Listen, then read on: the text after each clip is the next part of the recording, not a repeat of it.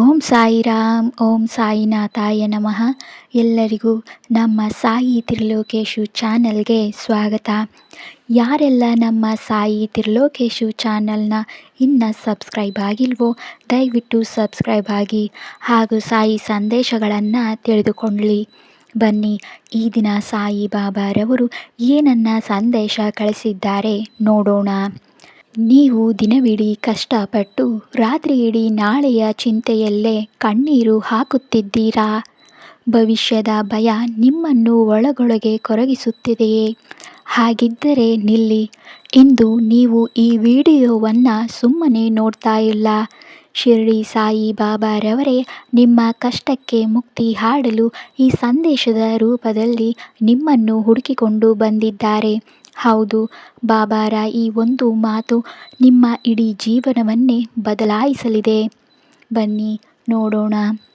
ನೀವು ತಿಂಗಳುಗಳಿಂದ ಒಬ್ಬರೇ ಅನುಭವಿಸುತ್ತಿರುವ ಆ ಭಾರವಾದ ಕಷ್ಟದ ಮೂಟೆಯನ್ನು ಇಳಿಸಿಡುವ ಸಮಯ ಬಂದಿದೆ.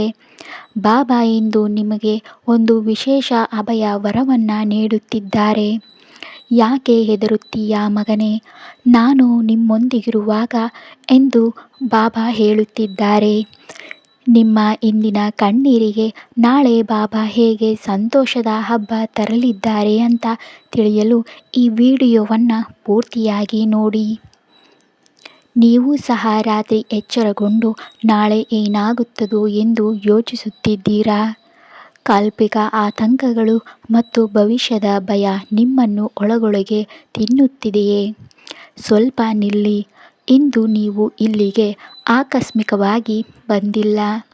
ಶಿರಡಿ ಸಾಯಿ ಬಾಬಾ ಅವರೇ ಇಂದು ವಿಶೇಷವಾಗಿ ನಿಮ್ಮನ್ನು ತಮ್ಮ ಬಳಿಗೆ ಕರೆದಿದ್ದಾರೆ. ನಿಮ್ಮ ಸಂತೋಷವನ್ನು ಗೆದ್ದಲಿನಂತೆ ನಿಧಾನವಾಗಿ ತಿನ್ನುತ್ತಿರುವ ಆ ಚಿಂತೆಗೆ ಮುಕ್ತಿ ನೀಡಲು ಬಾಬಾ ನಿಮ್ಮನ್ನು ಕರೆದಿದ್ದಾರೆ. ಬಾಬಾರ ಸಂದೇಶ ಸ್ಪಷ್ಟವಾಗಿದೆ. ತಿಂಗಳುಗಳಿಂದ ನೀವು ಒಬ್ಬರೇ ಹೊರುತ್ತಿರುವ ಆ ಹೊರೆಯನ್ನು ಈಗ ಕೆಳಗಿಳಿಸುವ ಸಮಯ ಬಂದಿದೆ. ಸಾಯಿಬಾಬಾ ಹೇಳುತ್ತಾರೆ, ನೀವು ಯಾವುದನ್ನು ದೊಡ್ಡ ಸಮಸ್ಯೆ ಎಂದುಕೊಂಡಿದ್ದೀರೋ ಅದು ಕೇವಲ ನಿನ್ನ ಮನಸ್ಸಿನ ಭ್ರಮೆಯಷ್ಟೇ. ನಾವು ಹೆಚ್ಚಾಗಿ ಇನ್ನೂ ನಡೆಯದೇ ಇರುವ ವಿಷಯಗಳಿಗಾಗಿ ದುಃಖ ಪಡುತ್ತೇವೆ. ಚಿಂತೆ ಮಾಡುವುದೆಂದರೆ ಬಾಬಾರ ನ್ಯಾಯದ ಯೋಜನೆಯ ಮೇಲೆ ಅಪನಂಬಿಕೆ ಇಡುವುದು ಎಂದರ್ಥ. ನೀವು ಭವಿಷ್ಯದ ಬಗ್ಗೆ ಚಿಂತಿಸುವಾಗ ಪ್ರಸ್ತುತದಲ್ಲಿ ಬಾಬಾ ನಿಮಗೆ ಉಡುಗೊರೆಯಾಗಿ ನೀಡಿರುವ ಅಮೂಲ್ಯ ಕ್ಷಣವನ್ನು ಕಳೆದುಕೊಳ್ಳುತ್ತಿದ್ದೀರಾ. ನೆನಪಿಡಿ, ಕಳೆದು ಹೋದ ಸಮಯ ಮರಳಿ ಬರುವುದಿಲ್ಲ. ಬರಲಿರುವ ಸಮಯ ಇನ್ನೂ ಸೃಷ್ಟಿಯಾಗಿಲ್ಲ. ಹಾಗಿರುವಾಗ ಇಂದಿನ ಪ್ರಸ್ತುತ ಜೀವನದಲ್ಲಿ ನಾಳೆಯ ಚಿಂತೆ ಮಾಡಿ ಏಕೆ ಕಂಗಾಲಾಗುತ್ತಿದ್ದೀರಾ? ಚಿಂತೆ ಬಿಡುವುದೆಂದರೆ ನಿಮ್ಮ ಕರ್ತವ್ಯ ಅಥವಾ ಕೆಲಸವನ್ನು ಬಿಡುವುದು ಎಂದರ್ಥವಲ್ಲ. ಅದರ ಅರ್ಥ ಕೆಲಸದ ಫಲಿತಾಂಶದ ಮೇಲಿನ ಮೋಹವನ್ನು ಬಿಡುವುದು. ಯಾವಾಗ ನೀವು ನಿಮ್ಮ ಎಲ್ಲ ಜವಾಬ್ದಾರಿಗಳನ್ನು, ನಿಮ್ಮ ಎಲ್ಲ ಭಯಗಳನ್ನು ಮತ್ತು ನಿಮ್ಮ ಎಲ್ಲ ಪ್ರಶ್ನೆಗಳನ್ನು ಬಾಬಾರ ಚರಣಗಳಲ್ಲಿ ಅರ್ಪಿಸುತ್ತೀರೋ ಆಗ ನಿಮ್ಮ ಜೀವನವು ಸಂಘರ್ಷವಾಗದೆ ಸೇವೆಯಾಗುತ್ತದೆ.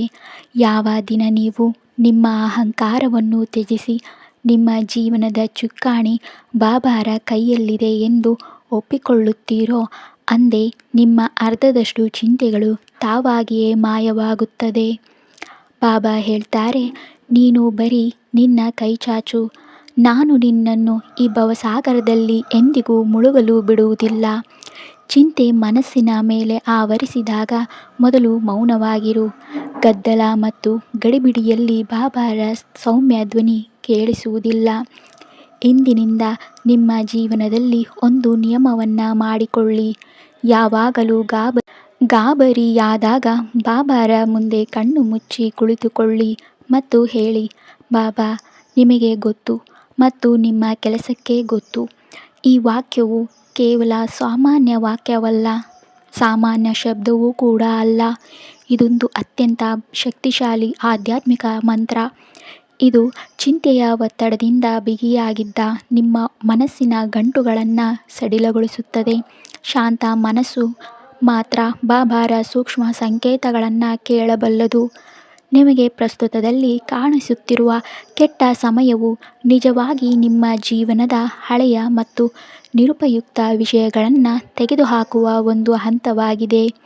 ನಿಮ್ಮ ಆತ್ಮದ ಬೆಳವಣಿಗೆಗೆ ಅಡ್ಡಿಯಾಗುವ ಎಲ್ಲವನ್ನೂ ಬಾಬಾ ನಿಮ್ಮಿಂದ ಕಿತ್ತುಕೊಂಡು ದೂರ ಮಾಡುತ್ತಿದ್ದಾರೆ. ನಿಮಗೆ ಚಿಂತೆಯಾಗಿರುವುದು ಏಕೆಂದರೆ ನೀವು ಹಳೆಯ ವಿಷಯಗಳನ್ನು, ಹಳೆಯ ಭಯಗಳನ್ನು ಗಟ್ಟಿಯಾಗಿ ಹಿಡಿದುಕೊಂಡು ಕುಳಿತಿದ್ದೀರಾ. ಬಿಟ್ಟುಬಿಡಿ. ಹೋಗುತ್ತಿರುವುದನ್ನು ಸಂತೋಷದಿಂದ ಹೋಗಲು ಬಿಡಿ, ಏಕೆಂದರೆ ಅದರ ಜಾಗದಲ್ಲಿ ಅದಕ್ಕಿಂತ ಉತ್ತಮವಾದದ್ದೇನೋ ಬರಲಿದೆ. ನಿಮ್ಮ ಇಂದಿನ ಚಿಂತೆಯೇ ನೀವು ನಿಮ್ಮ ಜೀವನದ ಒಂದು ದೊಡ್ಡ ಸಕಾರಾತ್ಮಕ ಬದಲಾವಣೆಯ ಹೊಸ್ತಿಲಲ್ಲಿ ನಿಂತಿದ್ದೀರಿ ಎಂಬುದಕ್ಕೆ ಸಾಕ್ಷಿಯಾಗಿದೆ. ಪ್ರೀತಿಯ ಸಾಯಿ ಭಕ್ತರೇ, ಇಂದು ಬಾಬಾ ನಿಮಗೆ ಪ್ರತ್ಯಕ್ಷವಾಗಿ ಅಭಯದಾನವನ್ನು ನೀಡುತ್ತಿದ್ದಾರೆ. ಅವರು ಹೇಳುತ್ತಾರೆ, ನಾನು ನಿನ್ನೊಂದಿಗಿರುವಾಗ ಹೆದರಿಕೆ ಏಕೆ? ಎಂದಿನಿಂದ ಯಾವುದೇ ಬಾಹ್ಯ ಪರಿಸ್ಥಿತಿ ಅಥವಾ ವ್ಯಕ್ತಿ ನಿಮ್ಮನ್ನು ಅಲ್ಲಾಡಿಸಲು ಸಾಧ್ಯವಿಲ್ಲ. ನಿಮ್ಮ ಚಿಂತೆಯ ಅಂತ್ಯ ಖಚಿತವಾಗಿದೆ, ಏಕೆಂದರೆ ಬಾಬಾ ನಿಮ್ಮನ್ನು ತಮ್ಮ ಸುರಕ್ಷಿತ ಆಶ್ರಯಕ್ಕೆ ತೆಗೆದುಕೊಂಡಿದ್ದಾರೆ. ಇನ್ನು ಮುಂದೆ ಏನೇ ನಡೆದರೂ ಅದು ನಿಮ್ಮ ಒಳಿತಿಗಾಗಿಯೇ ಇರುತ್ತದೆ. ಗಾಬರಿಯನ್ನು ನಂಬಿಕೆಯಾಗಿ ಬದಲಾಯಿಸಿ, ಏಕೆಂದರೆ ನಿಮ್ಮ ಪ್ರತಿಯೊಂದು ಕಣ್ಣೀರಿನ ಹನಿ ಬಾಬಾರ ಕಣ್ಣಿನಲ್ಲಿದೆ ಮತ್ತು ಅವರ ಆ ಪ್ರತಿಯೊಂದು ಕಣ್ಣೀರಿಗೂ ಮುಂಬರುವ ಸಂತೋಷದ ಮೂಲಕ ಹಿಪಾಸು ಚುಕ್ತ ಮಾಡಲಿದ್ದಾರೆ. ಚಿಂತೆ ಎನ್ನುವುದು ನಿಮ್ಮನ್ನು ಆತ್ಮವಿಶ್ವಾಸವನ್ನು ನಿಧಾನವಾಗಿ ಸುಟ್ಟು ಹಾಕುವ ಬೆಂಕಿ ಇದ್ದಂತೆ. ಆದರೆ ಬಾಬಾರ ಕೃಪೆಯೇ ಆ ಬೆಂಕಿಯ ಮೇಲೆ ಬೀಳುವ ತಣ್ಣನೆಯ ನೀರಿನಂತೆ.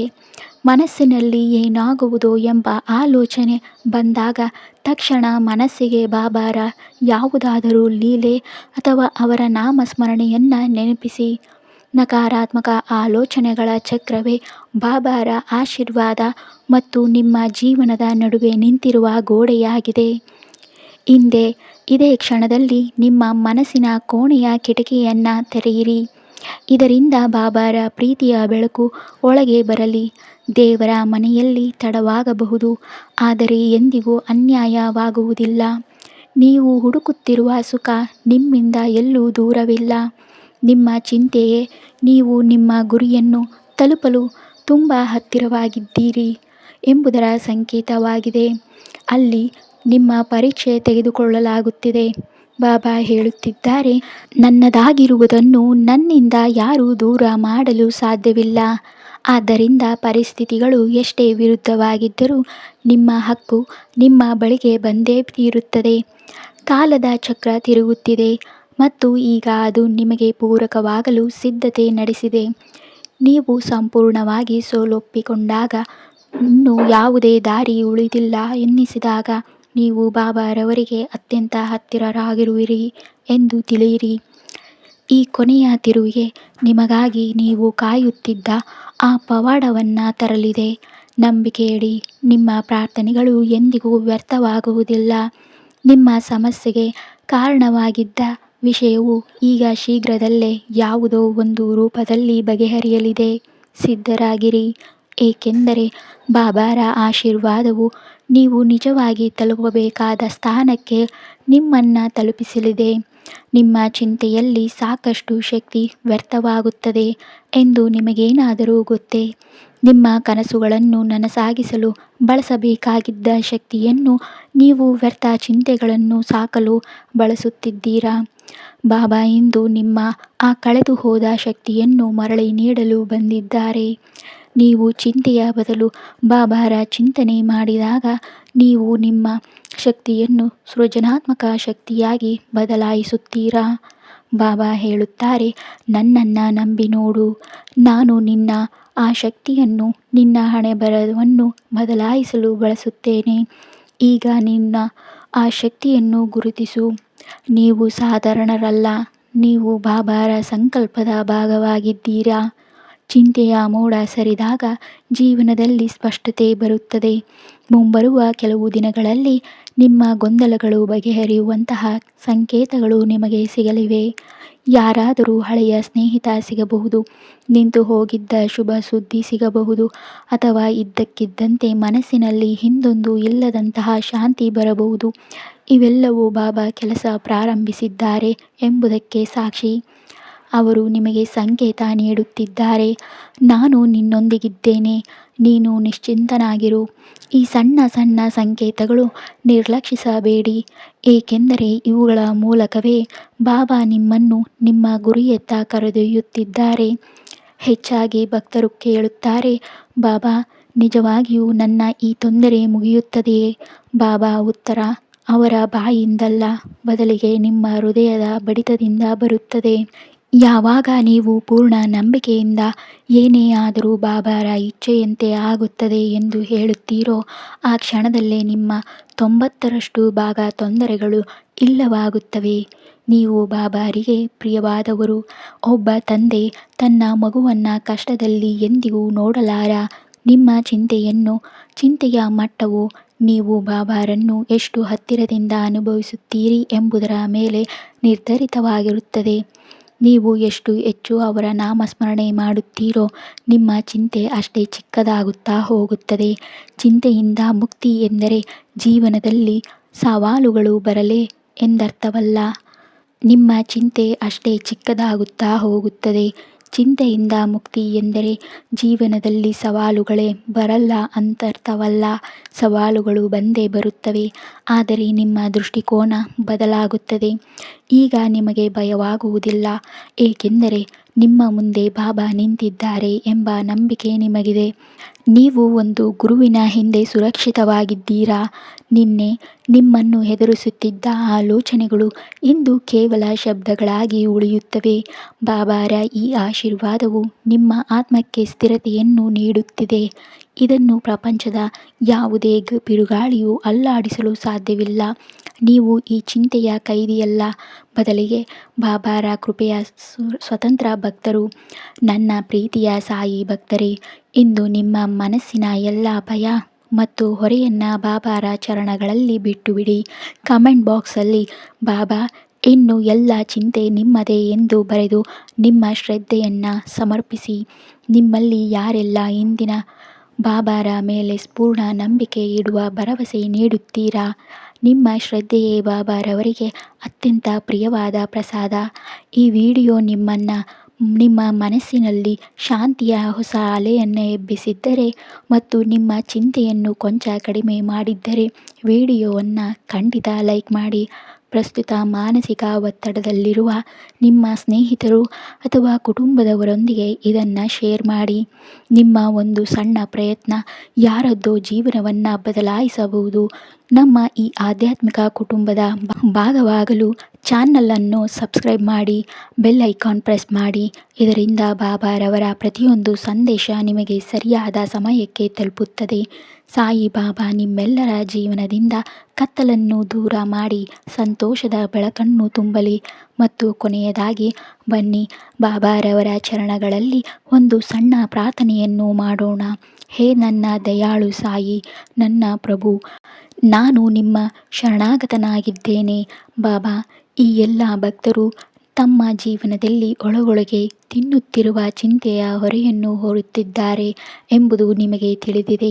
ಹೇ ಸಾಯಿ, ನಿಮ್ಮ ಅನಂತ ಕರುಣೆಯಿಂದ ಇವರ ಮನಸ್ಸಿನ ಕರಾಳ ಮೋಡಗಳನ್ನು ಅಳಿಸಿ ಹಾಕಿ, ಇವರ ಹೃದಯದ ಪ್ರತಿಯೊಂದು ಭಯವನ್ನು ನಿಮ್ಮ ಶಾಂತಿಯಾಗಿ ಬದಲಾಯಿಸಿ.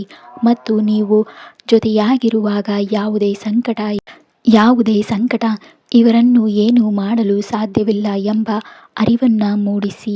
ಹೇ ಬಾಬಾ, ನೀವೇ ಇವರ ರಕ್ಷಕರು, ನೀವೇ ಇವರ ದಾತರು ಮತ್ತು ನೀವೇ ಇವರ ಜೀವನದ ಆಧಾರ.